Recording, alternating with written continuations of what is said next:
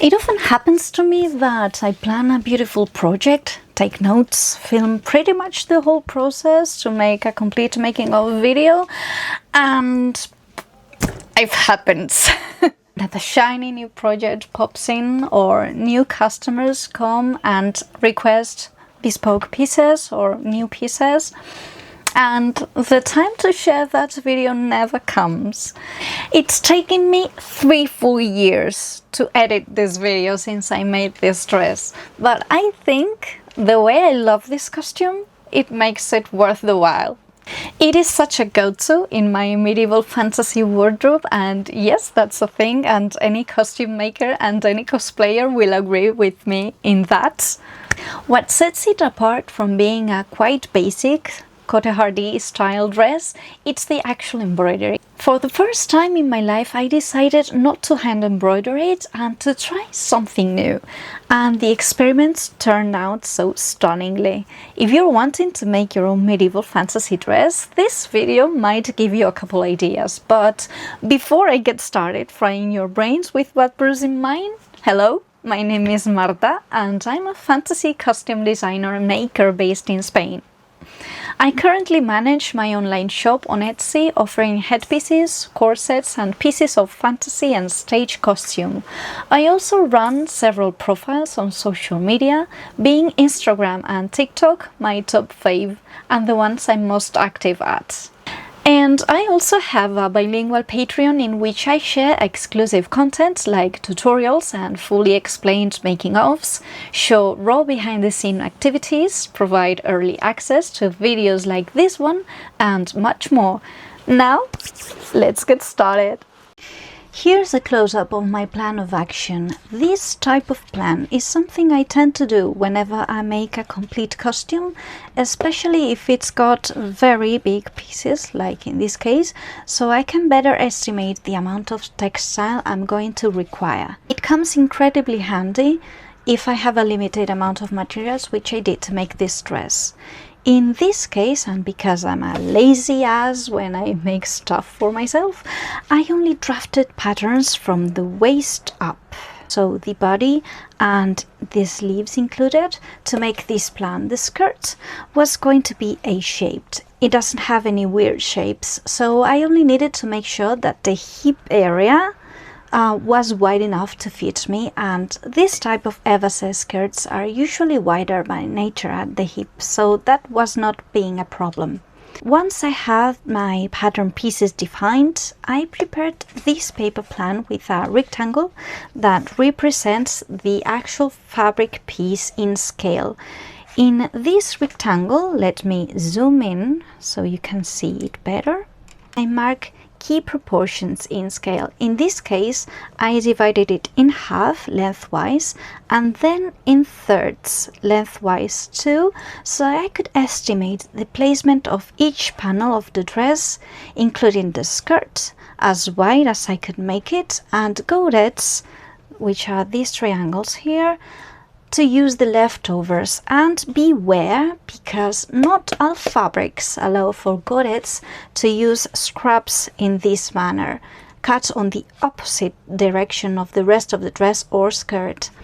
In this case, this velvet, which is here, this velvet doesn't have a clear direction, which is very fortunate, as velvet tends to have a very defined direction. I've explained all these issues regarding cutting plan and direction of fabric in further detail in a separate blog post in Patreon. I also made sure to remember that I would be adding a train to the back of the skirt, because drama, and all this extra area would only be required for the half of the dress. So this is the front and all this would be the back. The leftovers up here and around the sleeves will be used for the facing of the sleeves and the neckline. And I still didn't know in this stage how much of a headache this would give me in time. Aquí tengo todo el montoncito de piezas ya cortadas, listas para el montaje, y aquí aparte tengo, bueno, esta es la vista de la manga y la vista del cuello, y tengo algunos restos aquí que voy a utilizar precisamente para esto. Antes de empezar a montar el vestido voy a preparar las vistas de los cuellos y de las mangas, y tengo aquí un montón de retalitos de entretela fusible, con un lado tipo franela y con el otro adhesivo. Y como son retales, que bueno, son cortecitos que me sobran, a mí me gusta aprovecharlo todo.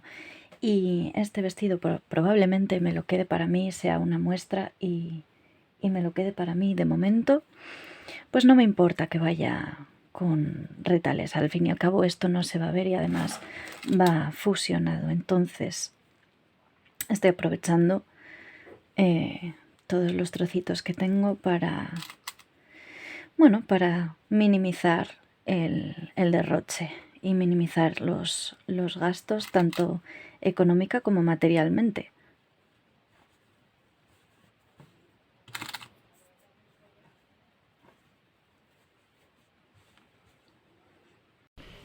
After interlining enough velvet scraps, I went on and cut the facings for the neckline and the sleeves. I made sure the pieces were cut on the grain. This specific velvet might not have an obvious direction, but it certainly looks different on the grain than it looks on the cross grain. Let me explain a bit about what grain means while I cut these pieces. All fabrics have a warp and a weft. The warp refers to the vertical threads that run parallel to the selvage. If you ever went fabric shopping, and I'm sure you have a general idea of fabric since you're watching this video, the selvage is what the shop assistant measures when you request a certain amount of fabric. The warp threads are the most stable, and when you cut on the grain of the fabric, which is the most common, you always cut considering the warp as your guide. On the other hand, the weft threads are the ones running perpendicular to the warp, horizontally from one selvage to the other. These threads are very sturdy and they are taken into special consideration when making corsets or bodices, for example. Lastly, there's the bias, which is a direction, not an actual thread. The bias is the hypothetical 45-degree angle formed taking the warp and weft as references. In this angle, the warp and weft can move around and the fabric adopts a completely different behavior, which makes it super interesting for very curvy areas or fluid garments. But this is a long topic that I'm very much detouring to right now. Let me know in the comments if you'd like to have a more in-depth video or blog post about the warp, weft and bias.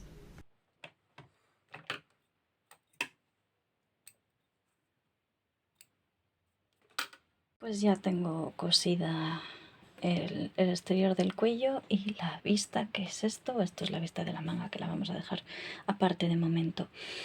Y ahora tengo un dilema, y es que tenía intención de adornar el cuello y los puños de las mangas con ramas, con hojas, bordadito, no sé.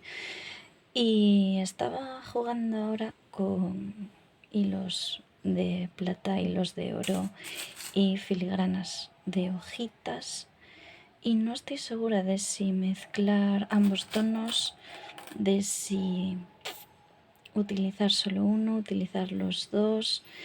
Tengo hojas en dorado, pero si utilizo unas hojas no voy a utilizar las otras, y estas me gustan, pero estas también, y no sé, creo que le voy a dar 2 vueltas, y mientras tanto me voy a dedicar a montar la falda y el cuerpo, que están aquí, y las mangas, y esto pues lo dejaremos para lo último, a ver cómo resuelvo esto.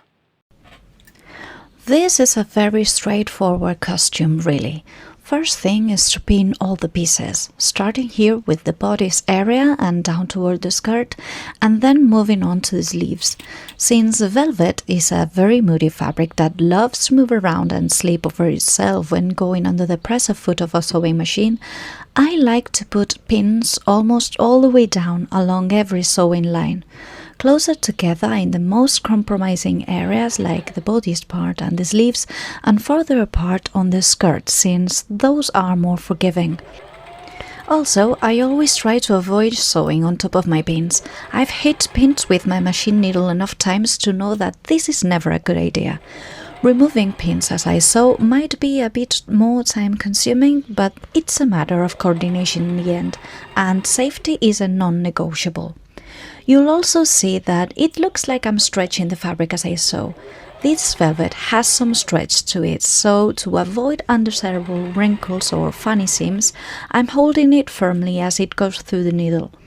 I'm not really forcing it to stretch. That would cause a whole different range of issues, and nobody wants to read seams off, right?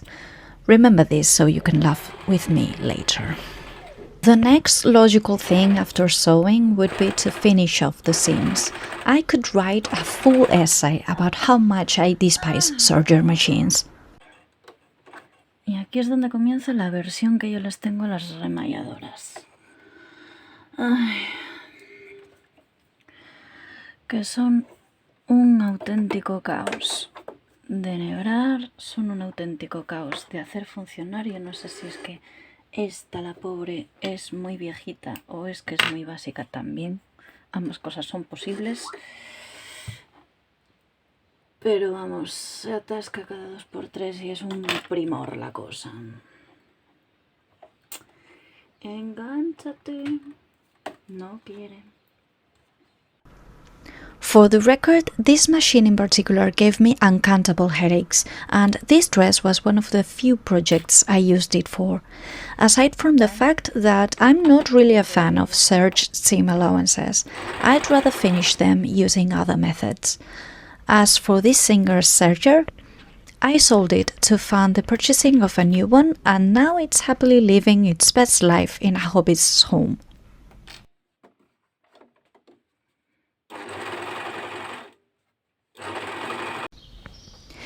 Back to the skirt pieces. Please ignore the wrinkling, this velvet is so dramatic. And also you can ignore the fact that I was estimating the position of the skirt gores as I went. No notches, no nothing. Sue me.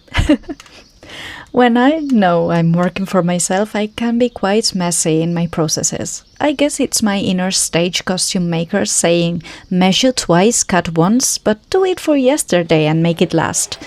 I know this fabric and this style of dress is very forgiving, so I took all the shortcuts I could to have the bigger areas ready in the shortest amount of time. I'm sure I'm not alone if I say I like to be quite a lazy seamstress when it comes to garments that I'm going to keep in my personal collection. When working on customers' pieces, I'm super picky and perfectionist. And I kind of allow myself to play and experiment and be looser in pieces for myself, especially in steps of the process that I know will fly under the radar if not studied closely. What I'm not that lazy is in properly finishing off my seams, especially serged ones. I like to hide the tails of the braided threads inside the actual serge seam, so they don't unravel over time.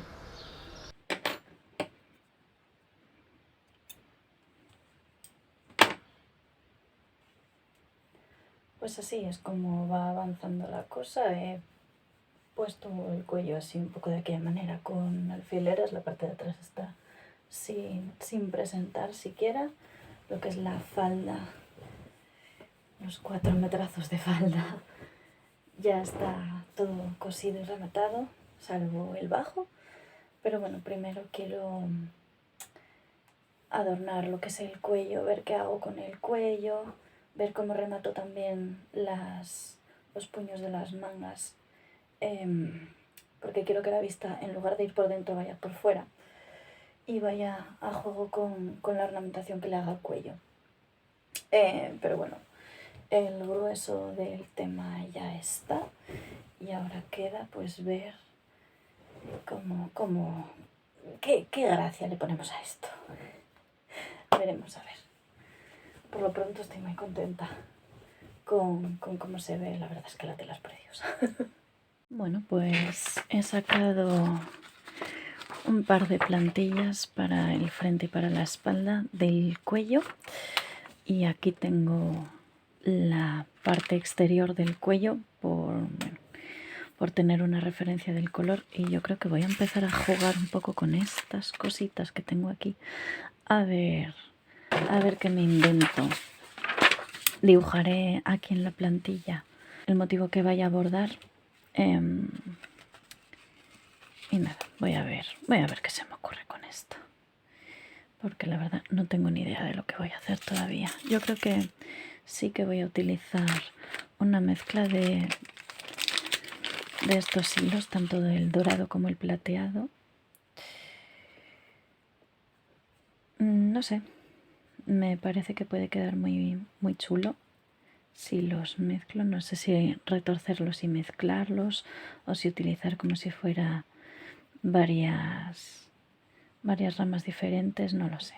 Pero sí creo que voy a utilizar las hojitas estas plateadas, me parecen súper bonitas. Y las otras se me antojan demasiado grandes para esto. No sé, a ver qué me invento con esto.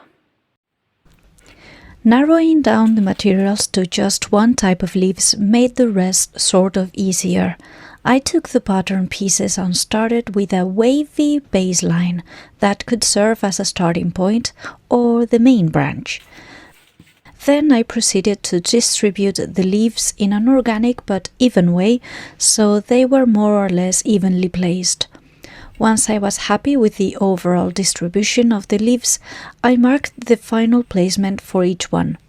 Then it was almost like connecting the dots, using the leaves as anchoring points through which my embroidery branches should be passing through or stop at. This initial motif left quite a few blank spaces that I went ahead and filled up with a secondary swirly branch. The back of the collar went through the same process. I did my best to match the lines on the back with the ones at the front at the shoulder area, so they seemed like a continuous vine that ran from front to back seamlessly. Then I picked a few colored pens to plan the different color threads of the embroidery. Yellow for the gold thread, grey for the silver thread, and a pale blue to mark the tiny leaves. Marking with pens will allow me to keep these stencils for future reference with much more durable embroidery stencils, since pencil can get smudged, distorted, or even erased over time. And this is when I start to go off rails, because all projects have a step that go terribly wrong. A step that might be necessary so you do better next time. There will always be something that you fail at doing. And that's okay. Mistakes are the best masters. Cositas que he hecho fuera de cámara. Era un peñazo intentar pasar el diseño del bordado al terciopelo, así que he pensado, como ya lo he hecho otras veces, hacerlo al revés. He pasado el diseño del bordado a un lienzo de algodón muy finito, tipo sábana. Y no está planchado porque soy muy vaga para estas cosas. Y encender la plancha solo para esto me da mucha pereza. Pero bueno, la cuestión es, este es el centro delantero y aquello es el centro espalda. Entonces la idea es colocar, porque esto realmente no va a cambiar la estructura del cuello. Es más, casi que hasta me interesa colocar... Uy, ¿dónde tengo los alfileres? Colocar esto en su sitio, básicamente pues por todas partes. Lo hilvanaré para que no se mueva y lo utilizaré para bordar la parte exterior de terciopelo, siguiendo el esquema de colores, para no marcar el terciopelo de forma innecesaria, porque es muy asquerosete para estas cosas y nada más que lo coses y lo planchas ya la hemos liado. Entonces esto, nada, esto colocarlo, hilvanarlo y empezar a bordar. Probablemente lo monte en un bastidor con alguna trampa también. Yeah, every time I need to do some hand sewing, I like to have a mug of tea. It makes things feel much more relaxed, more like I'm not really working but just having a crafty moment. By the way, it would be fantastic to keep this video cozy and nice with some instrumental music that matches the vibe playing in the background, and I really hope I can do that in the future. But in order to keep this video monetizable, music needs to be free of copyright, and that would mean doing a financial investment to get a subscription to one of these fantastic copyright-free music galleries, so this platform doesn't flag me for rights infringement. I know this video is not the best quality, cause I filmed it with my old phone in 2023, so it's 3 years before I'm publishing it. But if you do enjoy this type of videos, please consider giving it a thumbs up or leaving a comment and showing your support by subscribing or even becoming my Patreon. I do have lots of projects for costumes and headpieces planned already. Some of them are already in progress, and I'm very looking forward to share my journey and show you all the glam and the gore behind the pieces that I make. Supporting my work will mean that I'll eventually have more time and resources to bring you better quality videos with more complex garments, and if you actually become a Patreon, you'll get to learn with me as well. So yeah, there's that. All links will be in the description box. Thank you so much in advance.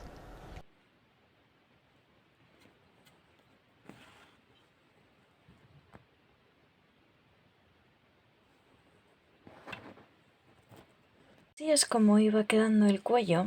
Llevo desde las 12 y pico de la mañana, ahora mismo son las 7:30 de la tarde y ya pensaba yo que estaba cerrando el día. ¿Qué pasa?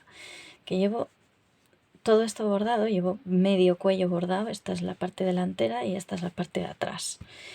Y venía haciendo la mano porque estos hilos metálicos son bastante asquerosetes de trabajar y ya había utilizado hilos metálicos, pero de los que vienen en bobina a máquina. ¿Qué pasa? Que no me convencían para este trabajo, quería algo un poco más grueso, que se viera más evidente, y venía haciendo la mano por tener más cuidado, por hacerlo más limpio, pero he cometido un tremendo error que aquí voy a explicaros, y es que no hice pruebas a máquina.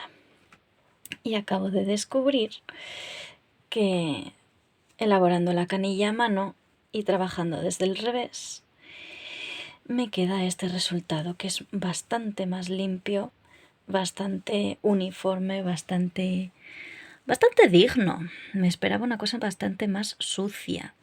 Bueno, aquí he utilizado tres líneas, digamos, 3 hilos, 3 líneas de puntada, y aquí estoy usando una con hilo doble. Quería probar con 3 a ver qué pasaba, ya puestos, pero es que esto lo he hecho ahora, después de 7 horas trabajando en esto. ¿Qué pasa?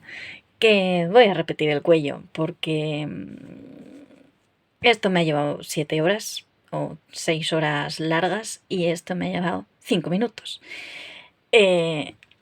No deja de ser un vestido de fantasía, no estamos pretendiendo que sea un vestido medieval de corte histórico, así que vamos a optar por esta opción, que es bastante digna, bastante más rápida, con un resultado muy interesante. Y nada, mañana es sábado, mañana a lo mejor no, el lunes repetiremos el cuello. Salvaré estas 2 mitades que están sin trabajar, estas 2 las descartaré, repetiré estas 2 mitades, esto lo voy a descartar y pues nada, yupi. I'm going to save you most of the undoing and redoing and streamline the process of machine embroidering these pieces, because it's a rather straightforward process. In any case, I've got a step-by-step tutorial on Patreon about this very embroidery method if you're interested. There I go in further detail about this embroidery process, the materials I used, and all you need to know to try this method by yourself. I'll leave a link in the description box. And in fact, you're seeing me incurring in yet another mistake that I'll discover later on. I still had this idea of making separate sleeve cuffs, and here I am carefully embroidering the pieces. Spoiler, I didn't make separate sleeve cuffs in the end. Bueno, pues así es como va quedando el vestido. Simplemente he presentado el cuello rápido con un hilván para ver el efecto, para poder probármelo. Y estoy bastante contenta. Lo único, para ajustarlo a mi talla le voy a meter igual 1 centímetrito a cada lado, porque me sobra un poquitito a mí. Pero por lo demás nada, la verdad es que el grueso del vestido está hecho. La falda es muy bonita, tiene un montón de vuelo y tiene un poquito de cola, así que el efecto es muy bonito. Y nada, antes de montar el cuello, como os digo, lo quiero bordar, porque es más fácil bordar antes de montar que bordar montado. Y también con las mangas voy a hacer lo mismo. Las mangas todavía no las he puesto porque quiero bordarles los puños y quiero cerrarles los antebrazos con botones. Así que voy a hacer primero el cuello, luego me dedicaré a las mangas y lo último va a ser montarlo todo y nada. Así es como va yendo y vamos a ponernos en marcha porque queda un montonazo de trabajo. I proceeded to take in the side seams a little bit to improve the fit at the upper body area. Mind you, I initially drafted the pattern for this dress using my quote-unquote standard size chart. This dress was indeed originally thought to work as a mock-up to check the behavior of the pattern in order to offer making costumes in several sizes for other people. That hasn't happened yet, but it actually begs the question, when will I be able to create digital patterns?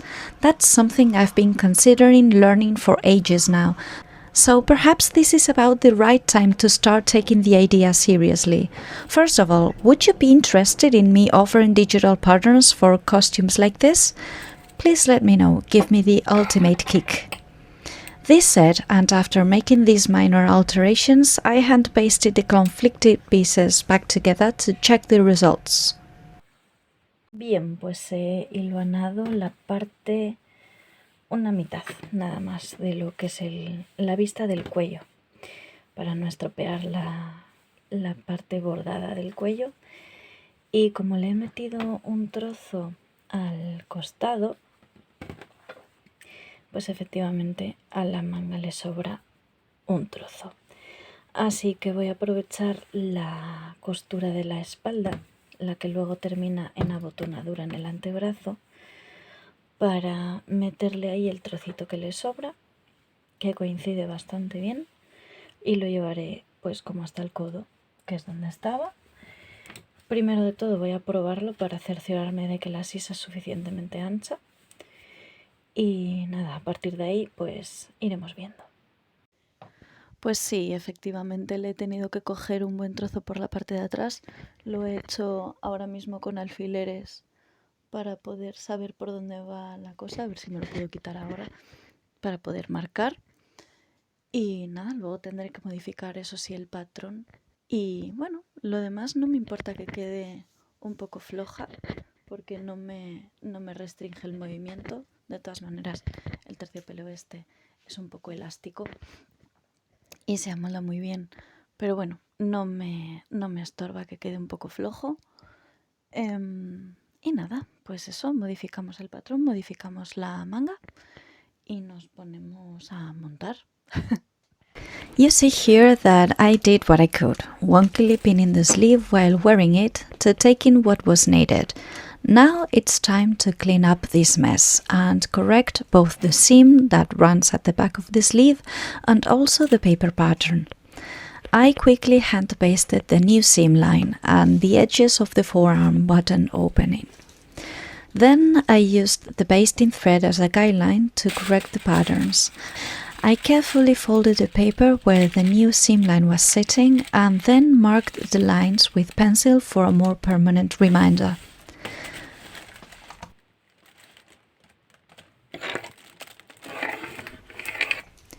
When I need to correct lines on patterns, I like to keep the original shapes and draw the new ones whenever possible. I also like to keep the original paper piece and cut a new one with all the corrections. This helps me keep record of the modifications for future reference, and I also use it as a learning moment. Then I proceeded to cut the facings for the sleeve opening. I was very thrifty here, I confess, because I used some leftovers of white canvas that I had laying around. And here's something else that I actually went wrong about. I tried to create a sort of visible embroidered facing on the outer side of the sleeve, and you can see me trying hard here, but I ended up not liking the look of it, like at all. It was bulky, it was not very elegant, and I ended up dumping this idea.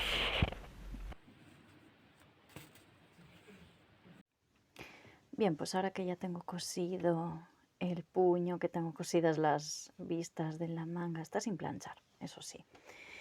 Pero es que me estoy viendo en la cosa de que esto no me gusta cómo queda. Esta técnica la había realizado antes con otros tejidos más finos, con lonetas, con algodones, con linos, pero nunca con terciopelo. Y claro, el terciopelo tiene este problema, y es que esto para mi gusto queda muy grueso. No es que quede feo, porque una vez montado no queda feo, pero se me antoja un perfil demasiado grueso para lo que andaba buscando. Entonces estoy valorando la opción de desmontarlo todo, desmontar una parte de la vista del cierre y desmontar esta parte bordada, descartarla y bordar propiamente la manga para hacerle una vista interior con un algodoncito más fino que le quite todo este grosor, porque la verdad es que no me gusta nada. Así que bueno, en fin, como siempre que me pasa algo con un proyecto que digo, este detalle no me gusta, prefiero repetirlo, prefiero invertir más tiempo y hacer las cosas de una manera que me gusten más, a mantenerlo, a hacer la otra manga que la tengo aquí todavía sin preparar. Está solamente cosido el reborde exterior, pero esto es fácil. Esto me va a llevar más tiempo y prefiero desmontarlo y volver a hacerlo de una manera que me guste más, que no terminar el vestido, dejar esto así como está y decir, es que hubiera cambiado la manga. Así que creo que voy a hacer eso, voy a desmontar y vamos a hacer las cosas con propiedad. Así que bueno, hoy a lo mejor no es el día, a lo mejor lo dejo para mañana. Simplemente lo que hago es desmontar ahora para que no quede demasiado marcado, espero, porque si no me voy a reír mucho. Y nada, veremos cómo prosigue esto, porque madre mía, qué guerra de mangas. I indeed proceeded to take these initial cuffs apart and embroider the sleeves mainly off camera. As you see, I reinforced the cuff area with some interlining and then set the new facings using a very fine cotton sheet. I finished them off by hand with a blind stitch.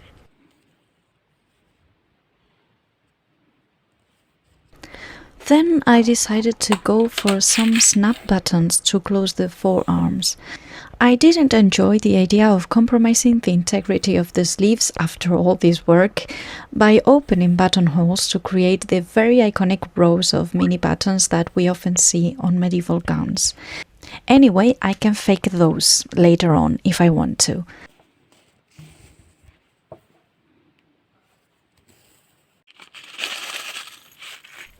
Lastly, I hand sewed the tiny brass sleeves. And if I had to make this dress again, I definitely would sew these before finishing off the facing, so the stitching got concealed in between the layers. But yeah, this is a sample garment that I'll be keeping for myself, so I don't really mind. And well, I truly couldn't help myself. After setting all the tiny snap buttons, I just needed to try the sleeve on to see how the forearm and cuff looked like now that I had them finished. Sleeves are generally a pain in the neck for me. Pattern drafting and making the perfectly sitting sleeve that performs well, that falls at the right angles and fits properly is a mastery on itself. It always amazes me when I finish a pair of long-fitted sleeves that look well enough, and I tend to think that the last ones I create are my favorite long sleeves ever. I must say that these cuffs are the cutest, with this little peak that falls so beautifully on top of the hand. The next step is obviously set them into place along with the collar pieces. That's the last thing I need to do to have this dress finally finished. For this type of boatish neckline, I set the sleeves before the collar. In fact, that's what I did with the white smaller sister of this dress a couple weeks ago, and you can see more of that on my Patreon. I always say this, it really doesn't matter how orthodox the method looks to others, if it works, that's all that matters. Or perhaps this is my can-do attitude speaking. It would be great to know what you think of this. Do you follow sewing rules to the book? Or do you just vibe yourself through your projects and call it a day as long as things work and look nice? Why I decided to set the facing to the collar and the collar to the dress before sewing the little silvery brass sleeves is a bit of a mystery to my present self. Marta from the past thought this was a perfectly nice order to do things. I think this was because I was worried about hitting a leaf with the needle while machine sewing, which makes total sense. It worked anyways. I placed the sleeves, then prepared the collar with the facing and finally sewed the collar to the main body of the dress. And before the finishing touches like sewing the tiny leaves and finishing up the lower edge of the facing of the collar, I just felt the urge to try this dress on one last time. Me lo tenía que probar antes de terminar de rematar. La vista está todavía sin rematar. Pero es que es muy bonito. Es muy bueno. Bueno, disculpad los pelos. Y falta por poner las mismas hojitas que lleva en los puños, falta por ponerlas en el cuello, falta por rematar la vista y falta por rematar el bajo también. Pero nada, ya estamos terminando. No sé si ponerle los botones o dejar las mangas así, porque la verdad que no me disgusta el momento este. No me encanta que sea blanco, pero no tenía otra cosa y lo he hecho en blanco, igual que la vista, que también es blanca. Que iba a ser en terciopelo y esto también iba a ser en terciopelo, pero terciopelo y terciopelo queda muy grueso. Y yo no me acordaba de eso. En fin, muriendo y aprendiendo. Now this is perhaps a step I could have skipped or done using another method, but I guess I had decided to not be fooled again by the thickness of velvet. After snipping off triangular notches to ease the curved seam allowances on the collar, I proceeded to secure them with this herringbone stitch. I surely could have done this using a long whip stitch, but the pattern this one creates actually forces the seam allowance to lay flat and in place. Anyway, this is a detail only you and me will ever know, cause it was going to be hidden underneath the facing. Once this was done, I proceeded to sew the little leaves and lastly to finish the facing with an almost invisible whip stitch. I didn't film the hem, but I can tell you I just serged it, turned it over just once, and secured it with a straight matching stitch. Not ideal, but it works for what I needed the dress. And finally, after 3 long years of waiting, I completed this project. The dress was finished on 2023, but it is now that I finally accomplished the editing and properly shooting of this beautiful costume. With fabrics like this velvet, it is very easy to keep a simple design looking neat and cohesive. The actual quality, drape and color of this fabric does almost all the heavy lifting design-wise. I'm especially happy with the delicate ornamentation of the collar and sleeve cuffs. It took me a while to achieve that sleek, elegant look, but it's perfect for the original idea I had for this dress. It totally provides the elven vibes required to photograph some of the pieces I create, like these Galadon circlets. Apart from the fact that I'm making yet another dress in white using this same pattern, I wonder if people would be interested in me releasing a digital pattern to create a dress like this, perhaps? That's something I'm currently evaluating. So if you've watched up to this point, please do leave a comment about it with a sparkly emoji so I know you're interested and that you're indeed a true one. As per usual, I'm not yet sure the formula I should be applying here, but hey, I also need to pay my bills. So if you want to support my work, it would mean the world to me if you joined me on Patreon, where I offer exclusive content like sewing and wire wrapping tutorials, works in progress and behind the scenes, early access to these long videos and much more. You can also visit my Etsy shop where you'll find fantasy headpieces, corsets and other magical garments.